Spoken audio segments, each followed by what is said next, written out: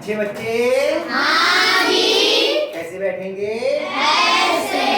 बेटा आज हम लोग नया अध्याय शुरू कर रहे हैं, रेखीय समीकरण। थोड़ा बहुत हम छठे में पढ़ के आए हैं, बहुत ध्यान से देखेंगे। बहुत पहले तो सारी चीजें महत्वपूर्ण होती हैं, लेकिन अगर हम लोग बीजगणित की बात करें तो बीजगणित के सवालों को हल करने के लिए ये आना बहुत अनिवार्य होता है। हम बात कर रहे हैं रेखीय समीकरण। तो पहले हम समझेंगे रेखीय समीकरण होती क्या है, उससे पहले हम समझेंगे समीकरण क्या होती है। जैसे हमने लिखा 2x धन 3 बराबर 9, ये हमने जब लिखी तो ये या तो समीकरण हो सकती है या सर्वसमीकरण हो सकती है। क्या है समीकरण या सर्वसमीकरण? जब हम कुछ चर और कुछ अचर को एक गणितीय स्वरूप में लिखते हैं, बीच में बराबर का निशान होता है, वो सर्वसमीकरण या समीकरण होती है। समीकरण कब होती है? जब जो चर है उसके 1 2 3 कुछ निश्चित मान होते हैं, और जो चर के हर मान के लिए कोई भी मान रख दो उसके लिए संतुष्ट कर देती है, तो वो होती है सर्वसमीकरण। सर्वसमीकरण दो चीजें होती है, सर्वसमीकरण और समीकरण। ये हम लोग आगे समझेंगे, आगे सीखेंगे, अभी ये आपका विषय नहीं है। इसमें है क्या क्या, देखो ये लिखा है और ये लगा है चिन्ह, और ये इसमें सबसे महत्वपूर्ण चिन्ह होता है ये बराबर का जो चिन्ह लगा हुआ है। बराबर के दाहिनी ओर का हिस्सा ये कहलाता है दायां पक्ष। क्या कहलाता है? दायां पक्ष। आराम से समझ लो, मैंने छठे में भी ये सब बातें बताई थी आपको। और बराबर के इधर का हिस्सा ये कहलाता है बायां पक्ष। तो जो बच्चों ने उस समय थोड़ा कम ध्यान दिया था या कुछ दिमाग से हट गया तो आज याद आ जाएंगे। ये हुआ बायां पक्ष और ये हुआ दायां पक्ष। हम देखते हैं इसमें कुछ संख्याएं हैं और कुछ अक्षर हैं और कुछ चिन्ह हैं। संख्याएं क्या क्या है? 2 3 9। अक्षर क्या है? S। और चिन्ह क्या है? प्लस। क्या बात, समझ में नहीं आएगा बेटा? तो इसको हम बोलते हैं समीकरण। अब समीकरण में भी कौन सा कहा? रेखीय समीकरण। तो रेखीय समीकरण क्या होती है? इसमें बताओ चर क्या है? x। जितने भी अक्षर होते हैं वो चर होते हैं, जितनी भी अंक और संख्याएं होती है वो अचर होती है, क्योंकि उनका मान नहीं बदलता। तो इसमें चर क्या है? x पे घात कितनी है? a। जब कोई घात नहीं होती तो कितनी घात होती है? a। तो जब किसी समीकरण में चर की घात 1 होती है, चर की घात कितनी होती है? 1। तो उसे हम रेखीय समीकरण कहते हैं। ये भी समझ में आ गया जी? पहले क्या समझा हमने? समीकरण क्या होती है? समीकरण में कितने पक्ष होते हैं? 2। दायां पक्ष और बायां पक्ष। फिर बात हुई कि रेखीय समीकरण क्या होती है? कि जब किसी समीकरण में चर की घात 1 होती है, कितनी होती है? 1। तो उसे हम रेखीय समीकरण कहते हैं। अब हमने लिखा, एक और लिखते हैं हम, x प्लस वाई बराबर 15। अब इसमें चर क्या है? x और y दो चर हैं। कितने चर हैं? 2 चर हैं। और चर की घात कितनी है? 1। तो ये भी रेखीय समीकरण है, ये भी रेखीय समीकरण है। तो दोनों में अंतर क्या है? ये एक चर वाली रेखीय समीकरण है। कितने चर वाली? 1। और इसमें कितने चर हैं? 2। तो ये 2 चर वाली रेखीय समीकरण है। ये एक चर वाली रेखीय समीकरण और ये 2 चर वाली। तो ये तो अभी आपके कोर्स में नहीं है, अभी हम लोग को नहीं पढ़नी है, लेकिन मैंने समझा दी होती क्या है। और एक चीज देखिए,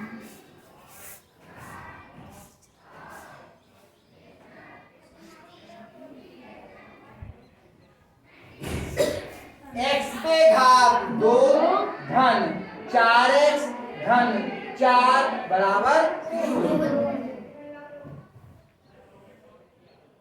अब इसमें चर क्या है? x। और x की घात कितनी है? घात जो सबसे बड़ी घात होती है उसी को तो घात बोलते हैं। 2। तो क्या ये रेखीय समीकरण होगी? नहीं। इसको बोलते हैं द्विघात समीकरण। क्या बोलते हैं? द्विघात समीकरण। तो ये रेखीय समीकरण नहीं है। ये कौन सी है? द्विघात समीकरण। तो हमने कुछ हम लोग चीजों को समझ लें ताकि हमें समझ में आ जाए रेखीय समीकरण क्या होती है, एक चर वाली रेखीय समीकरण क्या होती है, दो चर वाली रेखीय समीकरण क्या होती है, द्विघात समीकरण क्या होती है। द्विघात समीकरण हम लोग सीखेंगे आगे आएगा। तो इतनी बातें समझ में आ गई जी।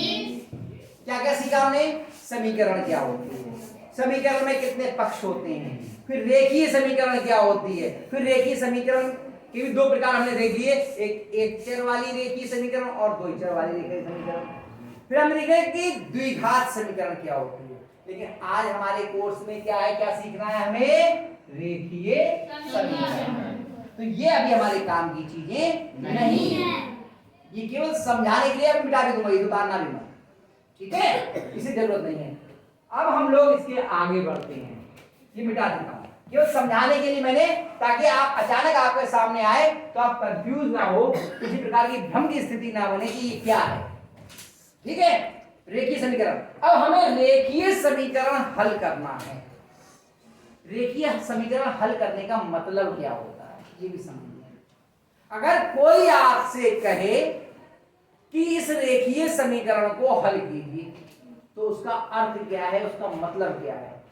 उसका मतलब यह है कि रेखीय समीकरण में आपका जो चर है उसका मान संख्यात्मक रूप से ज्ञात करना है, कि संख्या के रूप में उसका मान कितना होगा। यहाँ पे रेखीय समीकरण में चर क्या है? x का संख्यात्मक मान कितना है ये आपको बताना है। इसको हम बोलते हैं समीकरण को हल करना। जैसे हम बहुत सरल से एक समीकरण लिखते हैं, x धन 5 बराबर 17। हमने कहा इस रेखीय समीकरण को हल कीजिए, इसका तात्पर्य है कि x का मान, संख्यात्मक मान कितना है वो हमें ज्ञात करना है। ये ज्ञात करने के लिए क्या करेंगे, देखते हैं हम जो चर है हमारा कौन से पक्ष में है, बाएं पक्ष में या दाएं पक्ष। जिस भी पक्ष में हो आपका चर, उसके अतिरिक्त जो भी चीज उस पक्ष में है, जो भी अंकीय संख्याएं हैं, उन्हें हम दूसरे पक्ष में ले जाएं, उनका हम पक्षांतर कर दें। क्या कर दें? पक्षांतर। पक्ष का अंतर, पक्ष बदल दें। और पक्ष बदलने का तरीका क्या होता है? जो जोड़ में होता है वो काय में जाएगा? घटाने में। जो घटाने में वो काय में जाएगा? जोड़ में। जो गुणा में है वो भाग में। जो भाग में है वो गुणा में। तो यहाँ पर x के लिए 5 काय में है? जोड़ में, यानी 5 या प्लस का है, 5 काय का है? तो इधर काय का जाएगा? x बराबर 17 माइनस 5। x बराबर 17 में से 5 के बीच गए 12। ठीक है, ये सब हम छठे में करके आए हैं। मैं बहुत तेजी से एक बार आपको रिवीजन करा दे रहा हूं, सारे मैं खुद करूंगा ताकि आपको आज रेखीय समीकरण होती क्या है ये थोड़ा सा समझ में आ जाए। हमने लिखा x माइनस, ये पहला उदाहरण हुआ, यहां से कहां से? यहां से आएगा। उदाहरण चल रहे हैं, थोड़ी देर उदाहरणों से हम समझ लें तो हमें रेखीय समीकरण की अवधारणा स्पष्ट हो जाएगी। दूसरा उदाहरण करते हैं हम लोग, x माइनस 7 बराबर 6। तो x के लिए 7 यहां कैसा है? माइनस, उधर काय का जाएगा? तो x बराबर 6 इधर जो पहले थे उसे पहले लिख लीजिए, और 7 इधर माइनस का, इधर काय का जाएगा? तो x बराबर, दोनों समान चिन्ह के जुड़ गए, 6 और 7 कितने हो गए? 13। ठीक है, एक और सवाल करते हैं हम इसी में, 5 माइनस वाई बराबर 7। 5 माइनस वाई बराबर 7। अब हमें किसका मान ज्ञात करना है यहाँ पर? तो हम दूसरी तरफ कौन लेके जाएंगे? वाई नहीं, वाई चर को तो हिलाते नहीं है। अगर दोनों तरफ, दोनों पक्षों में चर हो तो उन्हें एक पक्ष में कर लेते हैं, अन्यथा चर को छूते ही नहीं, चर वही के वही रखते हैं जिस पक्ष में।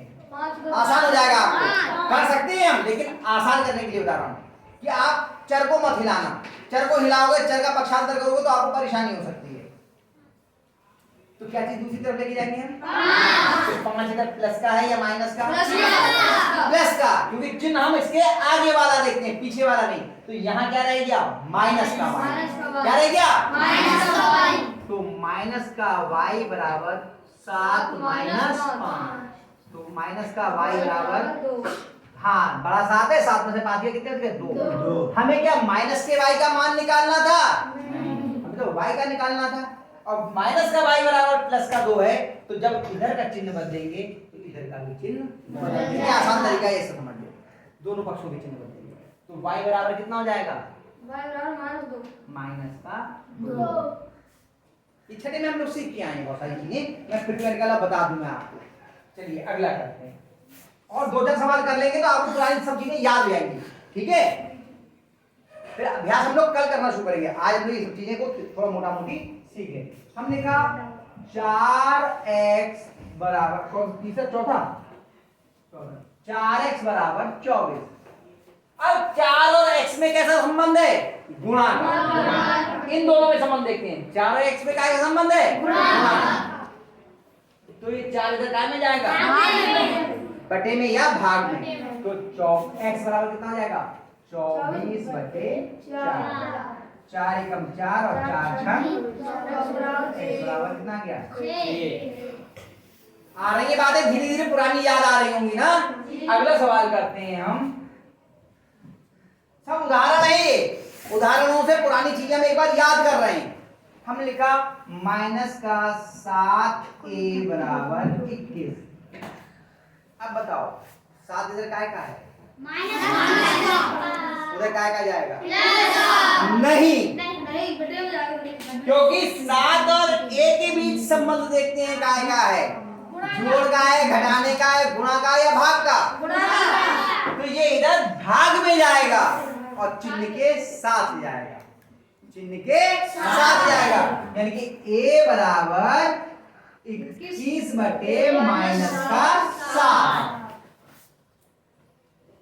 और नियम क्या कहता है? पहले चिन्हों का भाग फिर संख्याओं का। तो ये माइनस का और ये प्लस का, तो चिन्ह क्या आएगा? माइनस का। 7 एकम 7 और 7 तिया 21, माइनस का 3। आगे बात समझ में जी? हमने एक और सवाल करने की कोशिश करते हैं, छठवां, m बटे 2 बराबर 6। अब बताओ 2 इधर काय में है? भाग में। बटे का मतलब भाग होता है, तो दूसरी तरफ काय में जाएगा? तो m बराबर 6 गुणा 2, यानी m बराबर कितना हो गया? 6 दूनी 12। इतने सवाल मैंने आपको बता दिए। अब जरा 1-2 सवाल आप लोगों से भी करवा के देखिए। हाँ सर जी, ये जरूर करवाइए। 7वां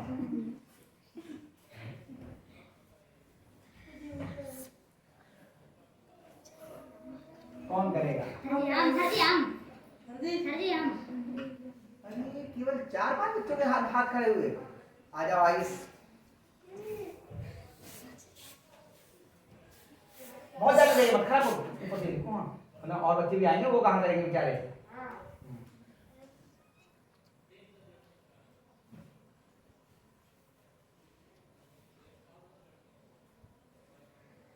फिर जगह छोड़, जगह ज्यादा मत छोड़ बेटा, ना हो नहीं पाएगा। 2-3 बच्चे तो कर ले।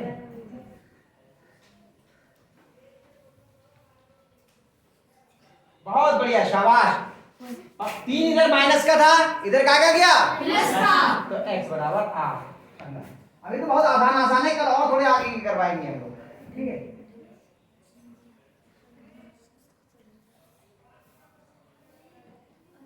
अब कौन करेगा?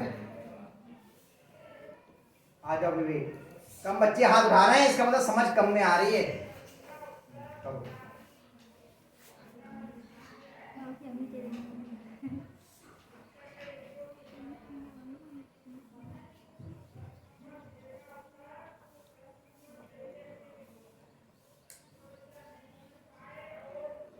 ऊपर ही देखो थोड़ा सा बेटा, हाँ अभी तो और आगे बैठो थोड़ा।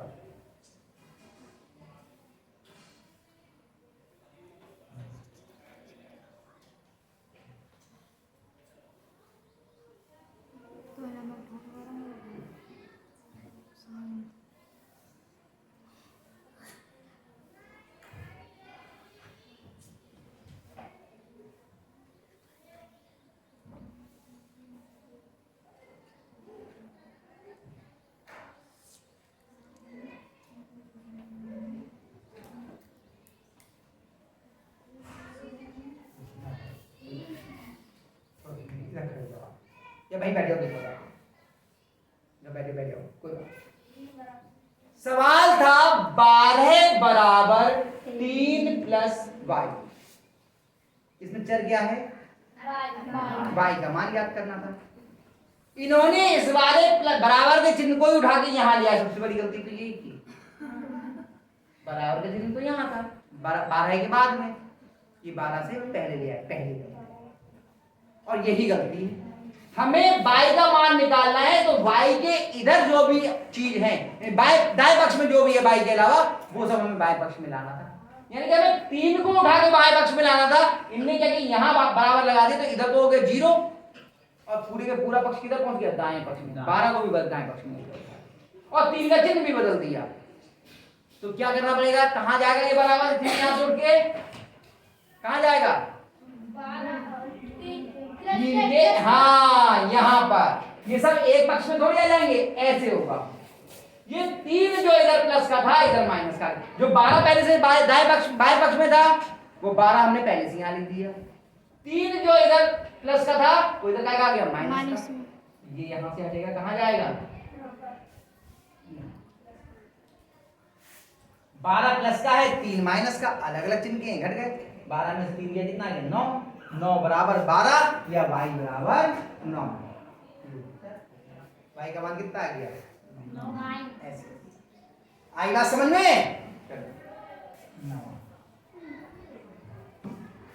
एक आध दिन बाद भले करानी पड़े हमें अभ्यास, पहले अगर ये सवाल सीख लोगे तो अभ्यास तो अपने आप कर लोगे, घर बैठ के कर लोगे। हमें मूल तरीके क्या होते हैं सवाल करने के, वो सीखने हैं, है ना?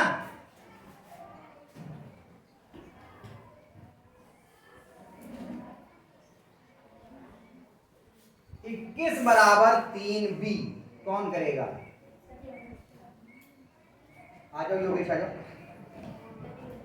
हिम्मत करो भाई। देखो गलत होगा तो कोई बात नहीं, हम हैं तो उसके लिए, गलत होने की चिंता मत करो।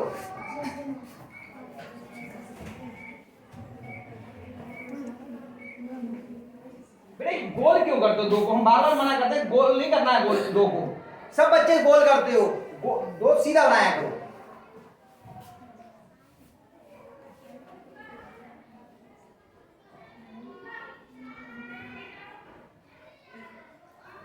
रुक जाओ 1 मिनट।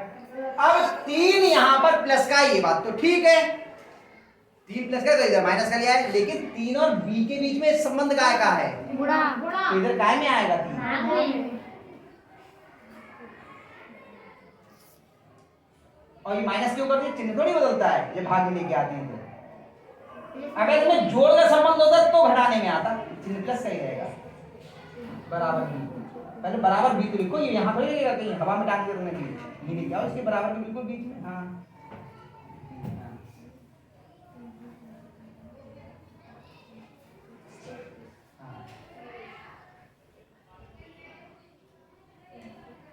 बस हो गया। 7 बराबर b, बेटा बहुत लिखिए, आराम लिखो, ये छोटा लिखो। 7 बराबर b, बस हो गया। बस हो गया।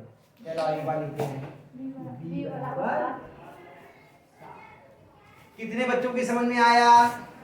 अभी केवल इतने, ये उतार लो, फिर मैं कुछ सवाल लाओ यहाँ लिख रहा हूँ। इन सवालों को आप लोग घर से प्रयास करने का, यहाँ लिख रहा हूँ। सही है? ये गृह कार्य में आप रहेंगे 10वां x प्लस 7 बराबर 13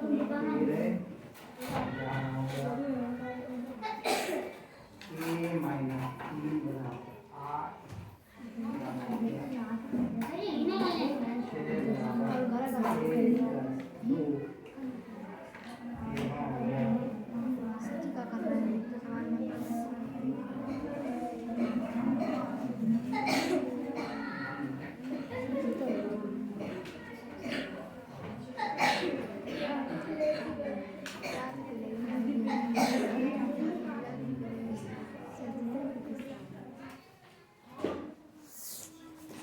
चलो ये 6 सवाल है, इनको आप घर से कर लेना। पहले अभी सब उतार लीजिए और इन सवालों को आप घर से करने का